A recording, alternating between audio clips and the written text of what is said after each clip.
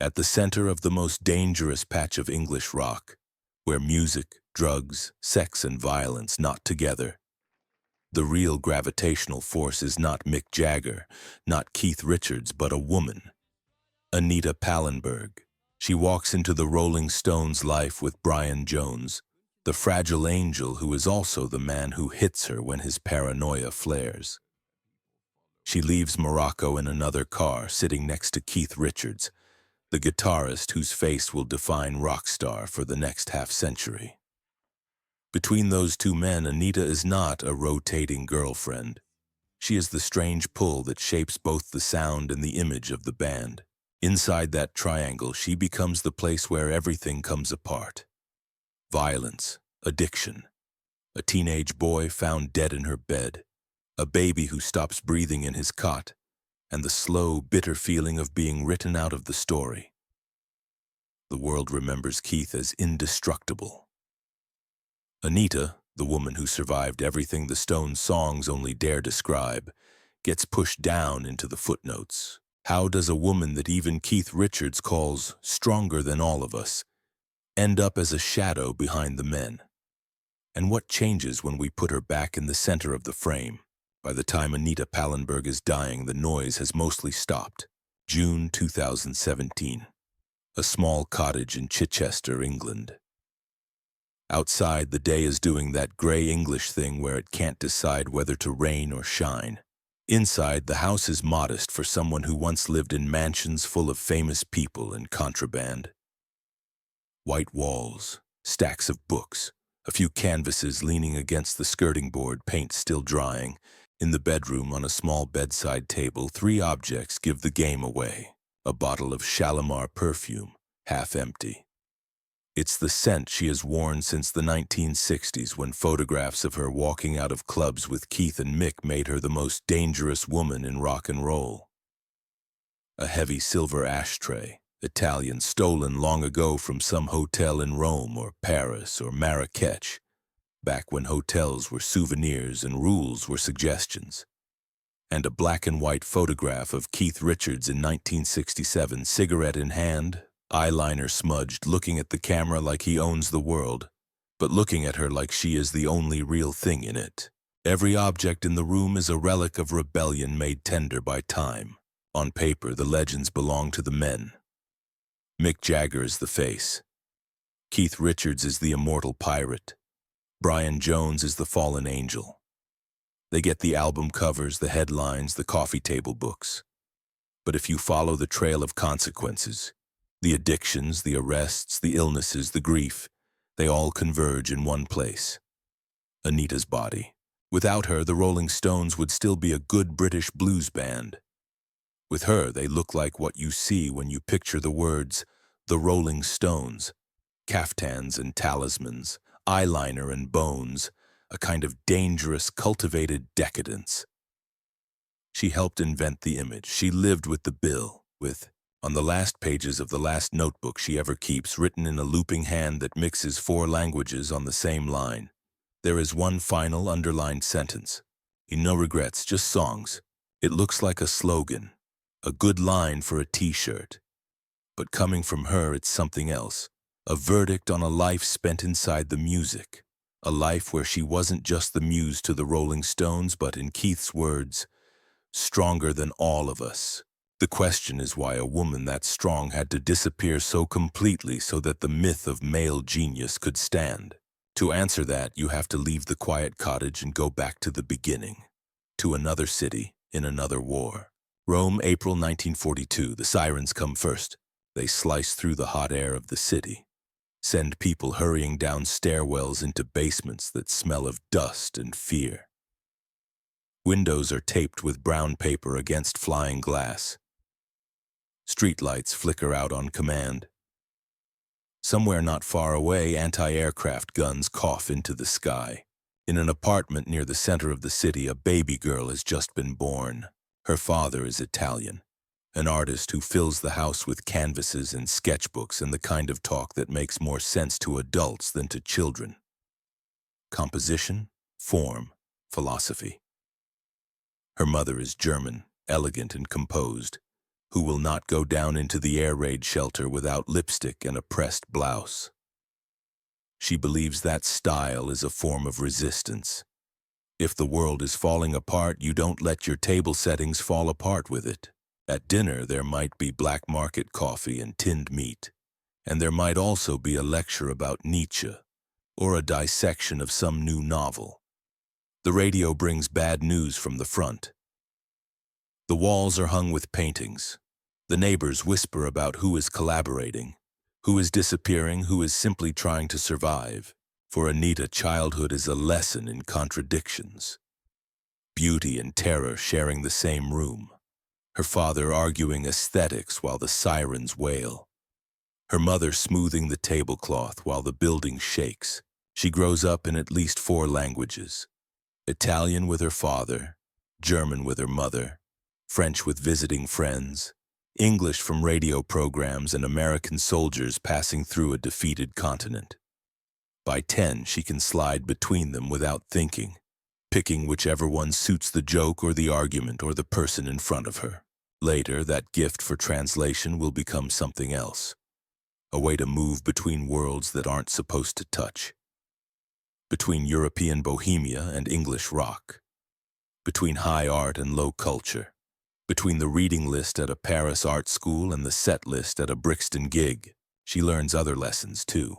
War teaches her that normal is an illusion. You can set your hair and put on perfume and the building can still come down. You can believe in the rules and still watch them evaporate overnight. When you've heard bombs, a police raid 30 years later is just another kind of loud noise. She sees hunger, not starvation, but that particular kind of scarcity that brands itself into your nervous system so you never again fully trust a full cupboard.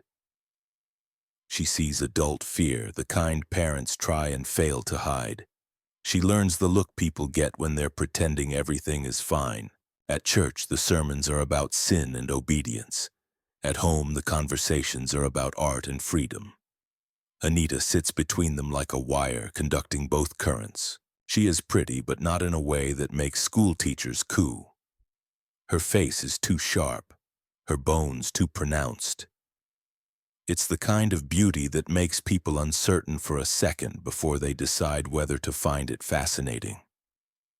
She recognizes that to some people, strange is more memorable than sweet. She figures out early that her face can open doors, but only if she walks through them like she owns the place. By her mid-teens, the war is over, but the lesson remains. The rules are not God-given. They are made by frightened people trying to pretend the world isn't chaos. Anita decides she would rather make her own. She slips sideways out of respectable Rome into the Bohemian underground of post-war Europe. There is a version of her life where she marries some diligent Italian man, has 3 children, and tells stories about the war at family dinners. She chooses another, Berlin, Munich, Paris. She works as a model, but not for department store catalogs. She poses for painters, photographers, sculptors, people more interested in presence than perfection. She is not just there to be looked at. She is part of a conversation. The line between model and collaborator becomes blurry. She reads Rimbaud, Baudelaire, Genet, Sartre. Books about people who decide that if the world is absurd, the only rational response is to live as if that absurdity is yours to play with. She experiments with drugs, with sex, with clothes, with identities. Not for rebellion's sake alone, but to see where the edges are. If you know where the edges are, you can cross them on purpose. Could that childhood, the sirens, the pressed tablecloths under bombing, the 4 languages, have been a rehearsal for what came next? For being the woman who could walk into a London blues band and bring with her a whole other visual and intellectual universe? For being the person who would one day decide that the most dangerous thing a woman in the 1960s could do was refuse to be saved? Munich, 1965. The Rolling Stones are on stage in a hall thick with smoke and hormones. They're still the other band, rougher, dirtier, less wholesome than the Beatles. But fame is gathering like a storm cloud. The audience is full of girls who scream, boys who want to be them, and a handful of people who can already smell money. On stage, Brian Jones is the prettiest thing in the room. He plays guitar like he's trying to prove something. To his bandmates, to the critics, maybe to himself. He's got the haircut that will be copied in school bathrooms across Europe, the androgynous, almost delicate face, and a chip on his shoulder you can see from the cheap seats. He isn't just playing blues licks. He's slipping in strange textures, instruments the music papers don't even know the names of yet. In the crowd, Anita watches. When their eyes meet, it doesn't feel like fan sees star. It feels like two people recognizing something similar in each other. A cultivated fragility covering something harder. A refusal to be ordinary. Backstage, they meet properly. There are versions of this story where she seduces him, where he seduces her, where fate does all the work. All the versions agree on one thing. It doesn't take long. They collide rather than fall in love. Very quickly, she's not just at the shows. She's in the rooms where decisions get made. Brian brings her into the Stones' world, but almost immediately she starts bringing her world into theirs. She has an eye like a knife. The band up to this point dress like nice middle-class boys trying on rebellion, matching suits, then slightly mismatched suits, shirts undone one button lower than their mothers would like. Anita hates it. She drags them through flea markets and vintage stalls, army surplus shops and little boutiques run by people who think clothing is performance art. She pulls military jackets and velvet trousers and antique scarves off racks and throws them at them with the impatience of someone rearranging furniture. Try this? No, that's boring. This with that. The necklace too. No, more. She mixes masculine and feminine on purpose. Mick in a girl's blouse. Keith in jewelry that would have gotten him beaten up at school. Brian in a coat that looks half officer, half fortune teller. She layers in references they don't even fully recognize.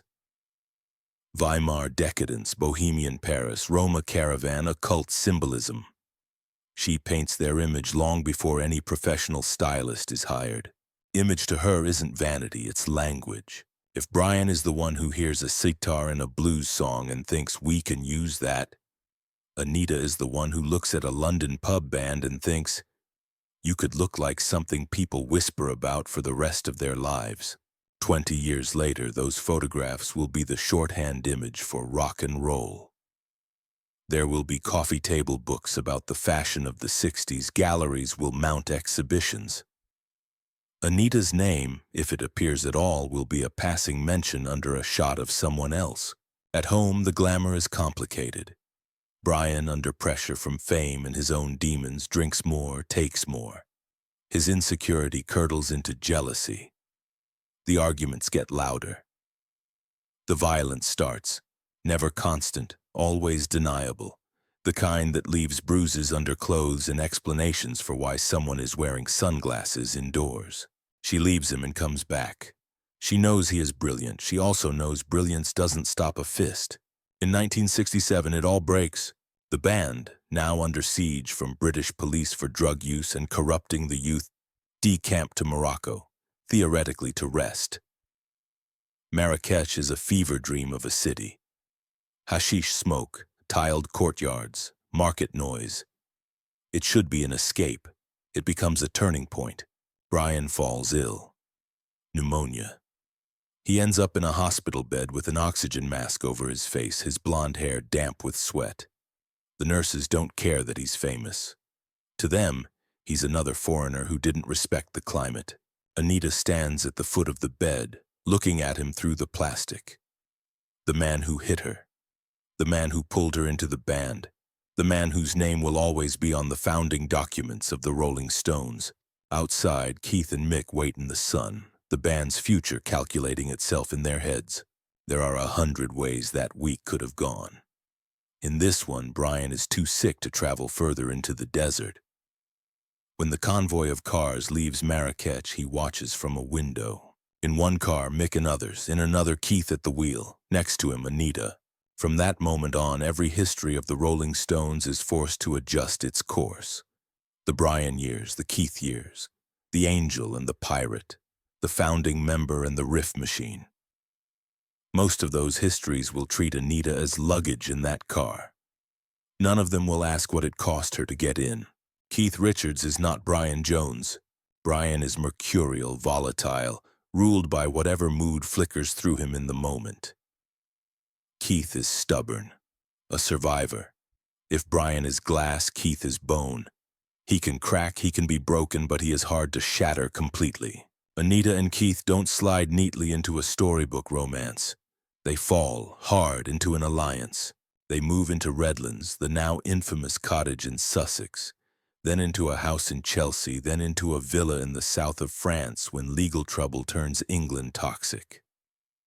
Wherever they are, the pattern is the same. The house becomes a magnet. Musicians drift through, titled aristocrats wanting proximity to danger. Dealers, hangers-on, other women, other men. Days bleed into nights. There is always music. There are always substances. At the center of it all, like the eye of a storm, is the axis between Keith and Anita. They don't play conventional roles. She is not the pretty wife waiting at home while the genius works. She is in the room, on the sofa, on the floor with the kids, in the kitchen, in the studio booth making a face when a take is wrong. She speaks up. Keith listens. When the Stones record Sympathy for the Devil in 1968, she is at Olympic Studios, drifting in and out, listening as the song mutates from a mid-tempo folk thing into something more frightening. Night after night, the band tried different rhythms, different arrangements. The tape rolls, arguments flare, people drift off to get high, come back wired. Somewhere in that process, Anita hears what the song could be. Not just a protest song, a seduction, not just a list of atrocities, an invitation. Make it sound like temptation, she tells Mick.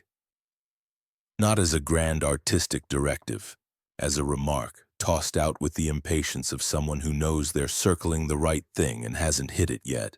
When you listen to that track now, to the way the woo-woos sound both playful and sinister, the way the groove pulls you into complicity, you can hear that instruction in it. Her ear is there, even if her name isn't on the credits. She acts too. In Performance, shot in 1968 but not released until 1970, she plays Ferber, a witchy half-dream figure living in a decaying Notting Hill mansion with Mick Jagger's reclusive rock star character.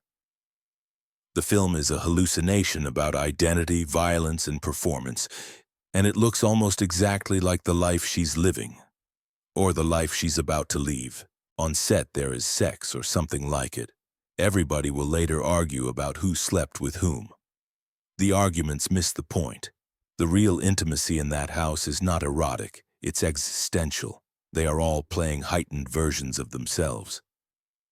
Anita, of all of them, seems the least interested in pretending. People will later say she was dangerous. What they mean is she wasn't acting, while the world starts mythologizing the Stones, turning them into the emblem of decadent British rock. Anita is the one person in the room who is living exactly what the posters suggest, but the publicists would rather you didn't ask about. The rest of them can step off stage, wash off the eyeliner, and go home. Her home is the stage. She was what rock and roll pretended to be, a friend will say later. Actually free, actually reckless, actually willing to pay the price. Heroin enters the picture slowly, then all at once. At first, it's one drug among many. Uppers to tour, downers to sleep, grass to smooth the edges, acid to blow them apart. Heroin, the hard stuff, is for special occasions, for certain circles, for nights when the usual tricks don't work. Then the special occasions become most nights. The circles widen. The dealer stops being a visitor and becomes a fixture. The little glassine bags appear more often on the table. The needle, which used to be shocking the first few times, becomes a tool. From the outside, people write about it with a kind of sick glamour. The junkie chic, the romantic self-destruction.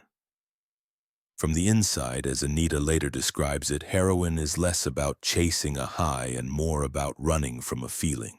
It doesn't make life interesting. It makes life distant.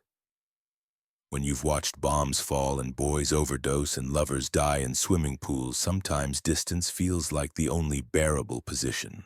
The houses, in Sussex, in Chelsea, and Nelcote on the Riviera, later in New York State, grow more beautiful and more frightening. Visitors talk about them for years afterwards. There are antique rugs and priceless guitars and children's toys underfoot, and always, somewhere just out of sight, the sharp smell of burnt sugar and vinegar that never quite leaves a room where people cook heroin. Police raid them. Sometimes they find enough to arrest people, sometimes they don't. The game becomes familiar.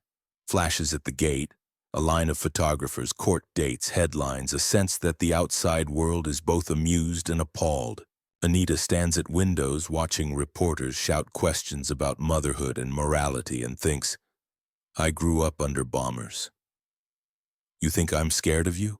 She is not scared. She is increasingly exhausted. The 70s unravel slowly, then suddenly. By 1979, Anita and Keith are living in a house in South Salem, New York, trying to be something like a family. Marlon, their son, Dandelion Angela, their daughter, other children drifting in and out, friends, helpers, hangers-on. Also in the house is a 17-year-old boy named Scott Cantrell. He wants to be an actor. He helps around the property. He is a friend of Marlon's, the kind of half-guest, half-staff presence that these houses always attract. One day, Scott is found in Anita and Keith's bed, a gunshot wound in his head. The gun belongs to Keith. Keith is on tour. Anita is at home. The official story is suicide. That is what the coroner's report says. That is what the police say. He was messing with the gun, showing off. It went off. The unofficial stories multiply. They are too lurid for tabloids to resist. Dead boy. Famous rock star's gun. The woman at the center of so many whispers. For weeks, the house is once again surrounded by cameras, only this time no one is smiling on the way in. Anita is questioned for hours. Her movements are examined minute by minute. Where was she? In the bath, she says. In another room. There are no charges. Legally, she did nothing wrong. Legally, morally, emotionally, existentially. There is now a room in that house, that bed, that gun that will never leave her head. Within a year, another blow lands, one that cannot be blamed on guns or gossip. Her son, Tara, 10 weeks old, dies of sudden infant death syndrome. One moment he is breathing. The next, he is not. There is no guilty party. There is no cathartic courtroom. There is only the stillness of a cot and the sound a mother makes when she realizes her world has stopped. In less than 2 years, 3 things explode. A teenage boy's life in her bed, a baby's breath in his cot, and the alliance that has defined her adult life. Keith, faced with his own mortality, chooses to get clean. The version of sobriety he can manage does not include continuing to live in the same patterns, the same house, the same relationship. On stage, he will continue to be Keith Richards. The joke about not dying, the riff machine, the scarf and skull ring icon.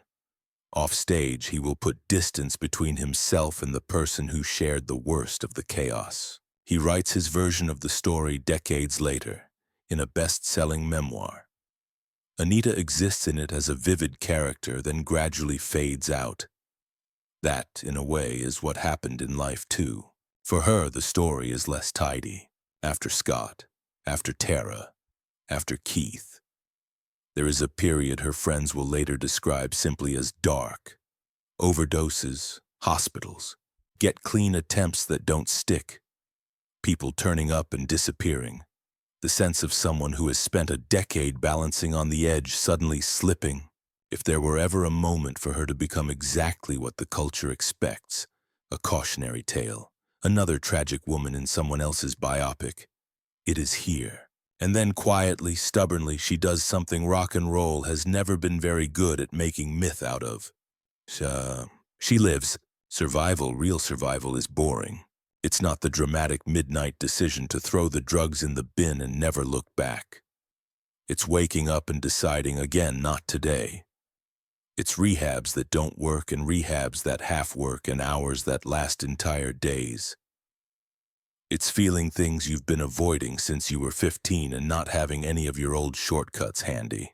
In the mid-1980s, somewhere between London squats and expensive clinics, Anita Pallenberg makes a decision that is both small and enormous. She is not going to die yet. She gets clean. Not once perfectly, but over and over until it starts to stick. She moves away from the center of the old scene. The stones keep rolling. Stadiums, sponsors, nostalgia tours, an empire of logo and riff. Anita enrolls at Central St. Martin's, one of London's toughest art and design schools, to study fashion and textiles. No one ends up at St. Martin's by accident. The students are mostly young, fiercely ambitious, the kind of people who will be dictating what everyone else wears in 10 years. Among them is a woman in her 40s with sharp cheekbones, a heavy accent flattened by decades of moving countries, and an air of having seen more than anyone else in the building. On the first day, hardly anyone knows who she is. In class, she is not Keith Richards' ex, or the dangerous Stones girl. She is the mature student at the sewing machine, swearing in Italian when she pricks her finger, arguing in English about bias cuts, scrawling notes in 4 languages in the margin of her pattern-making textbook. For the first time since Rome, she is in an environment where what matters is what she can do, not who she has done drugs with. She takes it seriously. She studies the history of dress, the architecture of garments, the way fabric falls on different bodies. She already knows instinctively how to throw clothes on musicians to create an image. Now she learns the technical names for why that worked. Grain, drape, proportion. The instinct becomes craft. Eventually, some of her classmates realize who she is. They look up the old photographs, the court cases, the tabloid stories. Some are starstruck. Others are just curious. The Anita Pallenberg? Here, she shrugs it off. The past is neither a secret nor the point. She writes in her journal again. No regrets, just songs. This time the sentence doesn't read like defiance. It reads like someone totting up an account and deciding unexpectedly that the numbers more or less add up. After graduation, she works. She designs clothes. She consults. She acts in a handful of roles, mostly because friends ask. She paints more seriously, abstract canvases with layers of color and scratched-in sigils. She teaches informally, passing on what she knows to younger designers and students who seek her out. Some nights people still want to hear about Mick and Keith and Brian and Morocco. She will tell a story or two, then steer the conversation back to something else. The 60s weren't free love, she says in one interview. They were expensive chaos. She has done the accounting. She is not interested in writing it off as a cute phase. She watches as the look she helped create is recycled endlessly. Magazines do rock Muse editorials where models pretend to be her for a day.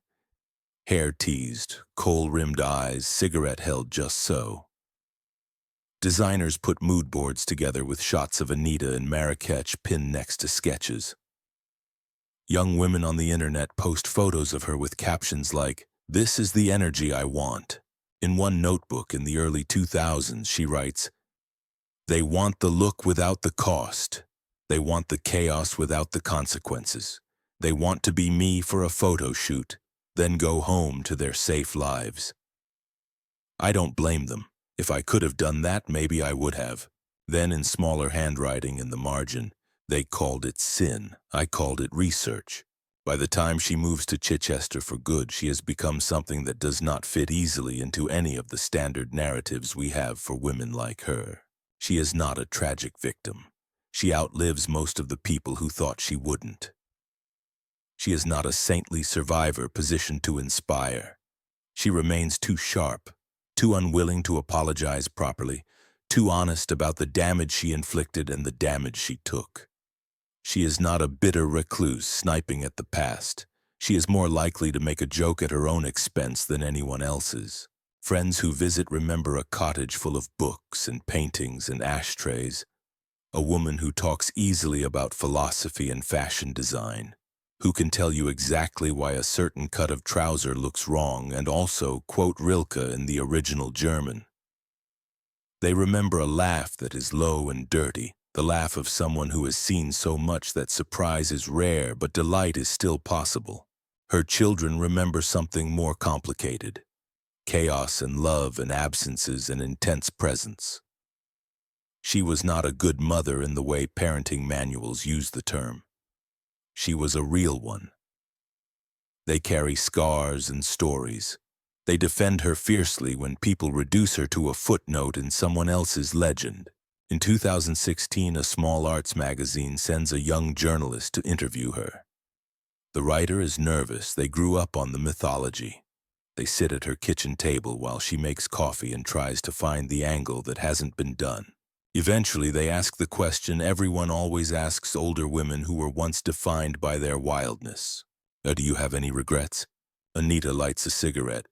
She has been told 1,000 times to stop smoking. She glances out the window at the small garden she has coaxed into being. There is a long pause. I survived everything they wrote songs about, she says finally. That's not a boast. It's just a fact. She exhales. The question isn't whether I have regrets.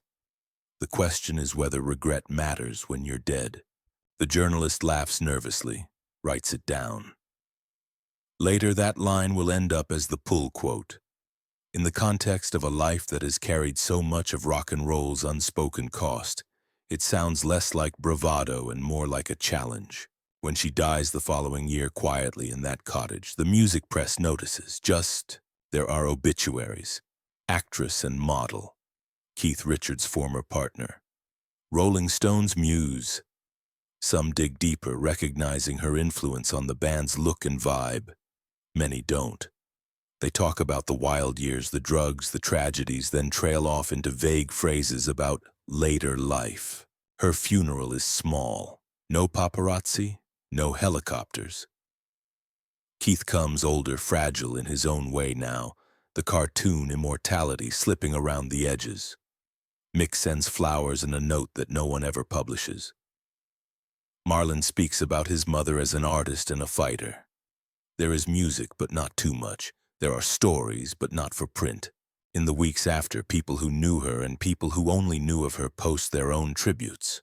Kate Moss shares a photograph of Anita from 1967. In Marrakesh, cigarette in hand, eyes half-lidded, looking straight into the camera with an expression that is equal parts invitation and warning. The caption is just an infinity symbol. The comments fill with people who don't know who she is.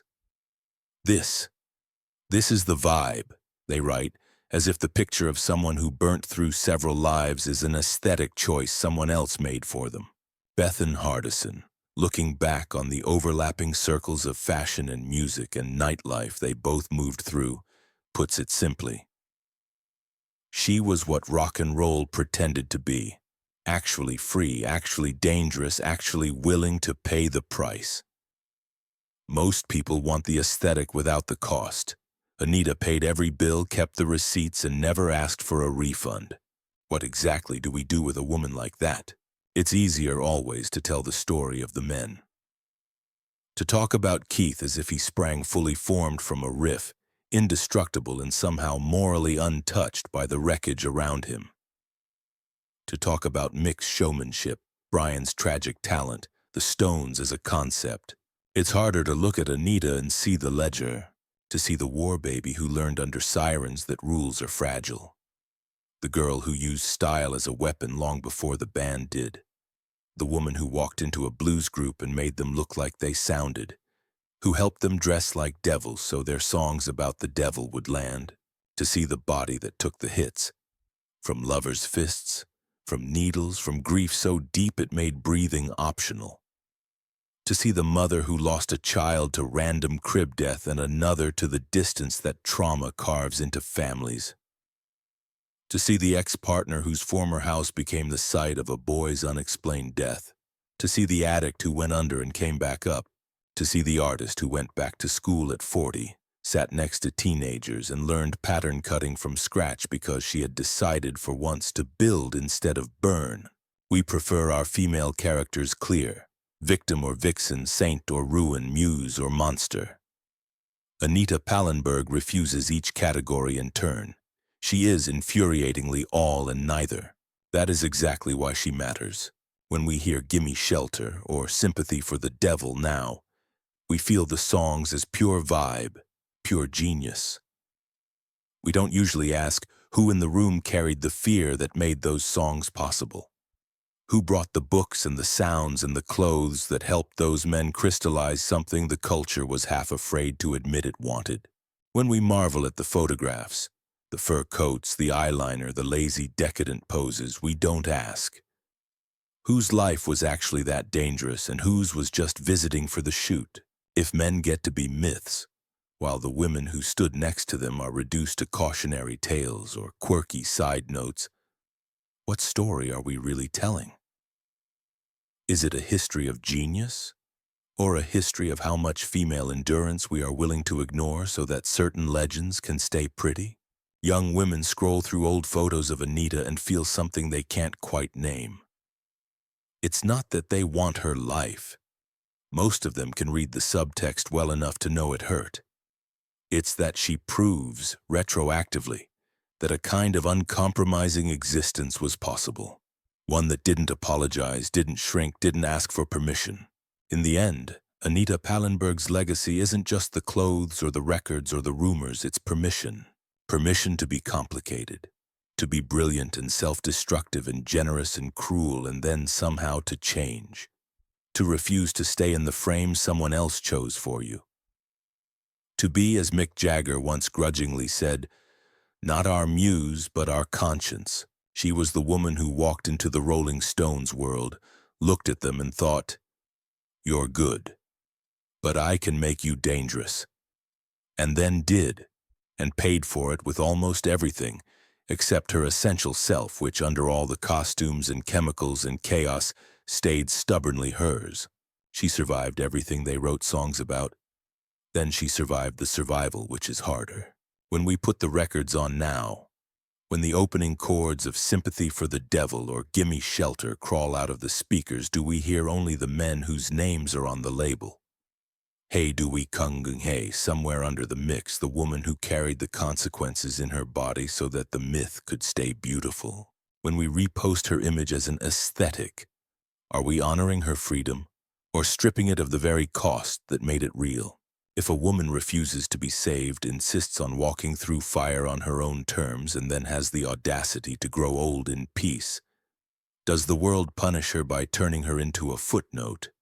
As long as those songs keep playing, as long as some teenager somewhere drops a needle on Sympathy and feels that first shiver, a part of her is still in the room. Not singing, just watching. Making sure the danger isn't entirely fake. This was Anita Pallenberg. This is Anita Pallenberg. The only real question left is next time the record spins, will we remember to say her name out loud? Or will we let the myth of the men swallow her one more time?